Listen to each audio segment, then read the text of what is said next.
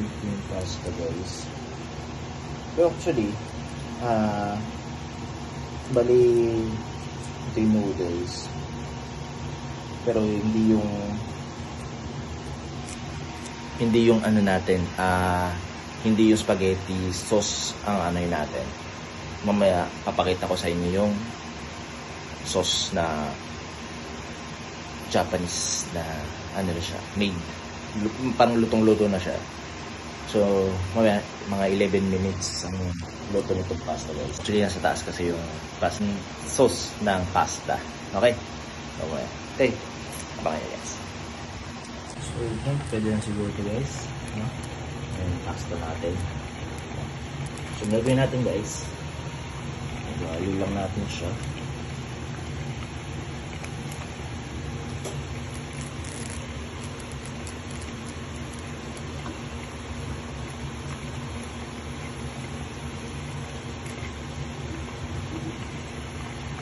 Solve na yan.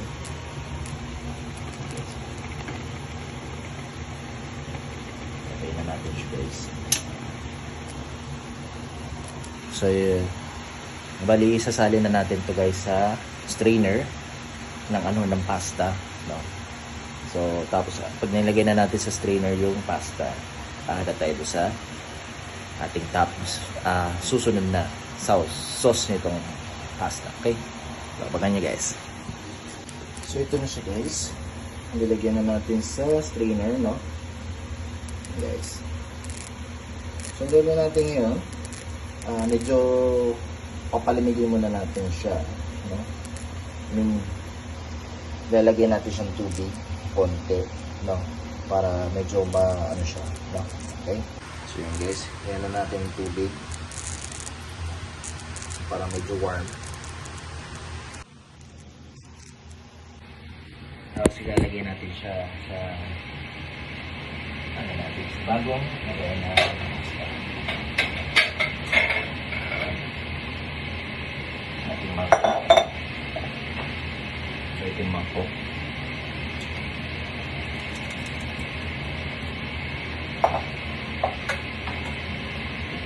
So abangan nyo mamaya yung sauce ng pasta. Okay? So guys, na tayo sa second floor. Okay?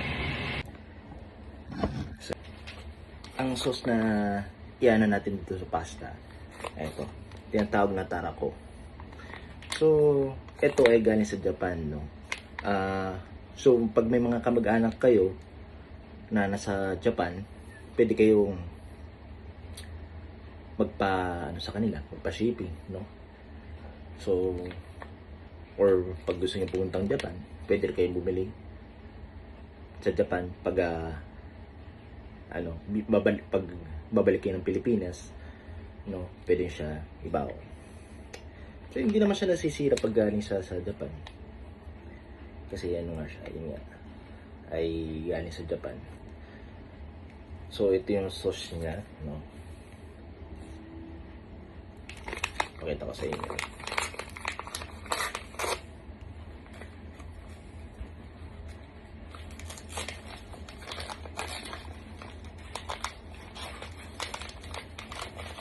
So ito yung seasoning, yung parang sauce. Then ito yung seaweed, no? Actually ang tag dito sa Japan ay nori, no? Actually sa isang pack nito ay dalawa na siya, no? So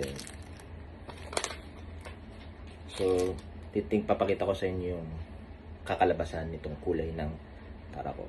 So, okay.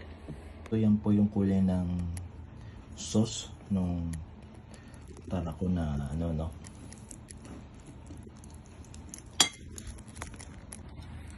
So, yan po guys yung nori, no? Tapos, imimix natin siya.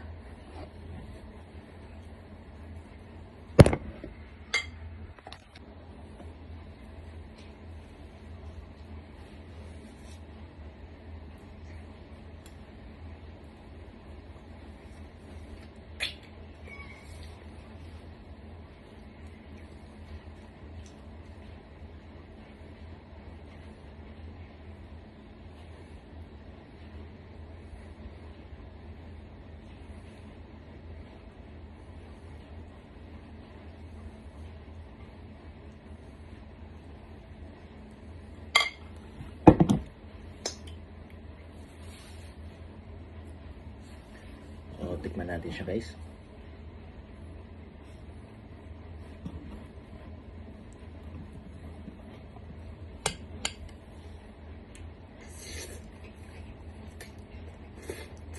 Oh.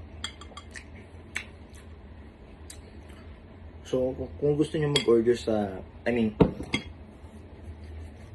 kung gusto niyo magpadala sa mga kamag-anak niyo nasa abroad ng Japan, pwede kayo magpadala. Magpa-shipping kayo, or kung gusto niyo rin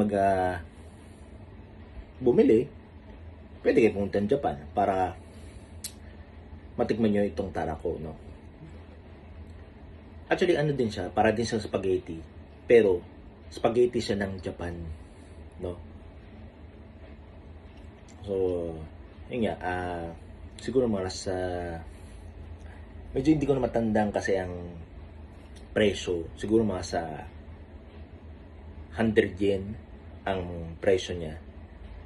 So, pag sa Pilipinas, ay mga nasa ano lang, 50 pesos or 60 pesos, no? So, yun. Basta pag halimbawa, punta kayo ng Japan, pwede kayo bumili ng tarako. Or, pag hindi kayo makakapunta ng Japan, pwede kayo magpadala sa mga kamag-anak nyo nasa abroad ng Japan. Okay? So, yun guys. Kaya mo tayo.